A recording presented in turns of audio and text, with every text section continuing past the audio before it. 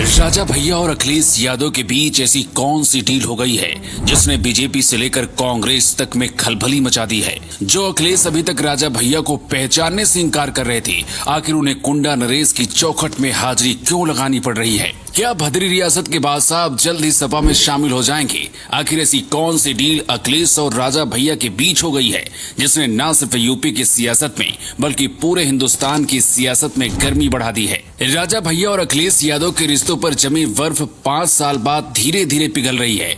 लोकसभा चुनाव से पहले सपा और राजा भैया की पार्टी के बीच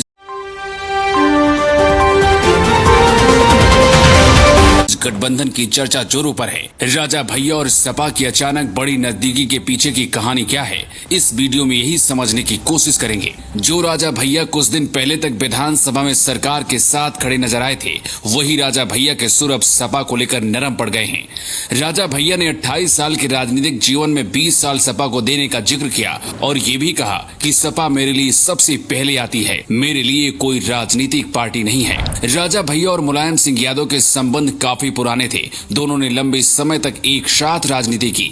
हालांकि इससे उलट अखिलेश यादव के साथ उनके संबंध कुछ खास नहीं रहे। इसकी सबसे बड़ी वजह साल 2013 की रात कुंडा में सीओ जियाउल हक की हत्या को माना जाता है। सीओ की पत्नी ने इस मामले में राजा भैया पर आरोप लगाए थे। उस समय राजा भैया अखिलेश सरकार में मंत्री थे। इसके बाद साल 2017 में विधानसभा चुनाव हुए, बीजेपी सत्ता में आ गई और 2019 की लोकसभा चुनाव से पहले सपा और बसपा ने गठबंधन कर लिया। यही बात राजा भैया को अच्छी नहीं लगी और उन्होंने राज्यसभा चुनाव में अखिलेश यादव के कहने के बावजूद भी सपा उम्मीदवार का समर्थन नहीं किया, बल्कि कुंडा विधायक ने बीजेपी के राज्यसभा उम्मीदवार के पक्ष में मतदान किया और यहीं से दोनों नेताओं के रिश्ते इतने तल्ख हो गए कि दोनों एक दूसरे को पहचानने तक से इनकार करने लगे। लेकिन अब वही अखिलेश यादव और राजा भैया ने राज्यसभा चुनाव से पहले ऐसी प्लानिंग की है जिसने न सिर्फ कांग्रेस को बल्कि बीजेपी को भी सोचने पर मजबूर कर दिया है। दरअसल यूपी की 10 राज्यसभा सीटों पर चुनाव हो रहे हैं, जिनमें 7 पर बीजेपी और 2 पर सपा उम्मीदवारों की जीत लगभग तय है,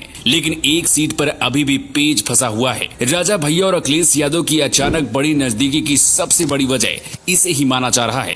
दरअसल बीजेपी ने नामांकन के अंतिम दिन अपना 8वां उम्मीदवार मैदान में उतार दिया, जिसमें सपा की तीसरी सीट फंस गई। सपा को 3 सीटें जीतने के लिए 111 विधायकों की प्रथम वरीयता के वोट चाहिए होंगे। फिलहाल जोड़ जाड़कर सपा के पास अभी 108 ही विधायक हैं। ऐसे में अगर 2 विधायकों वाली राजा भैया की पार्टी सपा का समर्थन कर देती है तो उसके पास प्रथम वरीयता के 111 वोट हो जाएंगे और पार्टी तीसरी राज्यसभा सीट आसानी से जीत जाएगी। अखिलेश की पार्टी को जहां राज्यसभा चुनाव में 1 सीट का बोनस मिल जाएगा, तो वहीं राजा भैया को लोकसभा चुनाव के लिए सेम पैसेज मिल जाएगा। राजा भैया के प्रतापगढ़ सीट से 2024 का लोकसभा चुनाव लड़ने की भी अटकलें हैं। ऐसे में सपा और कांग्रेस से गठबंधन उनके लिए भी फायदे का सौदा साबित हो सकता है।